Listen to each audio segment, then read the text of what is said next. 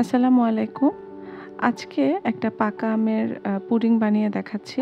এখন তো বাজারে প্রচুর পাকা আম পাওয়া যায়। তো বাসায় যদি পাকা আম থাকে তাহলে খুব সহজেই পুডিংটা বানিয়ে নিতে পারেন। আমি একটা পাকা আম নিয়ে নিয়েছি। এবার এটাকে আমি ছিলে নিচ্ছি। আমি এখানে আমের টুকরোগুলোকে একদম ছোট, ছোট করে নিচ্ছি। চাইলে টুকরো বড়ও করতে পারেন, তবে এই পুডিংয়ের আমের টুকরোগুলো বাইরে থেকে দেখা যায়, যার জন্য ছোট টুকরো করে নিলে পুডিংটা দেখতে সুন্দর লাগে। আর টুকরো বড় হয়ে গেলে কিন্তু পুডিংটা কাটতেও সমস্যা হবে।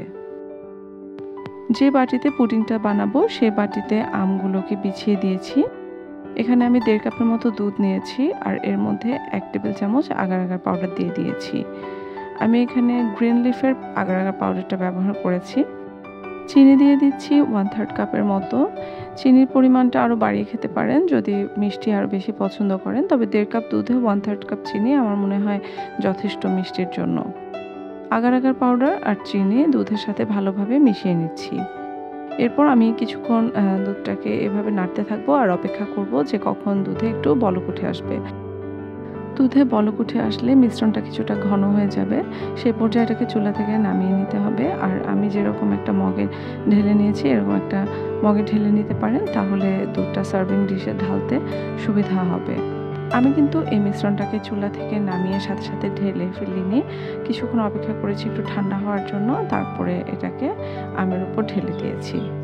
এবার আমি ওপরে আরও কিছু আমের টুকরো দিয়ে দিচ্ছি যাতে পুডিংটা দেখতে সুন্দর লাগে।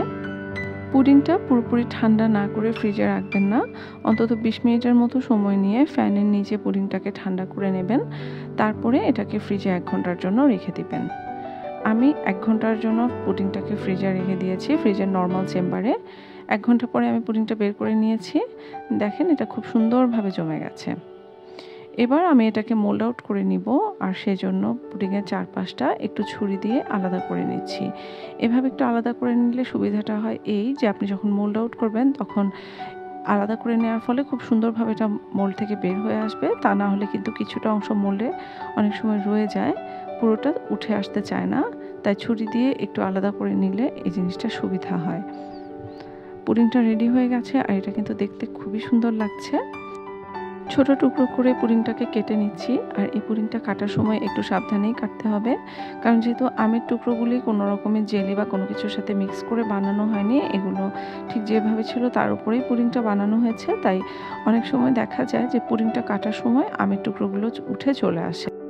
খুবই সহজ একটা রেসিপি, বাসায় পাকা আম থাকলে অবশ্যই ট্রাই করবেন। আর বাচ্চারাও কিন্তু এই পুডিংটা অনেক পছন্দ করে। সবাই ভালো থাকবেন, সুস্থ থাকবেন। আল্লাহ হাফেজ।